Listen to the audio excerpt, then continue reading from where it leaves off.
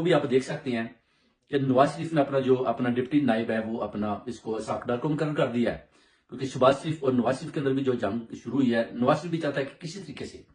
جو شہباز شریف ہے اس کو میں رستے سے ہٹاؤں اور میں اپنا پہلے تو صدارت بھی لے لوں۔ صدارت کے بعد اس نے بولا کہ اب نائب وزیر اعظم میں نے اس کو بنا لیا، تو کل کو ہو سکتا ہے کہ نو کانفیڈنس ووٹ جو کوئی ایسا چکر چلا کر کسی طریقے سے میں شہباز شریف کو بھی فارغ کروں اور خود پارٹی کا میں جو ہے نا اپنا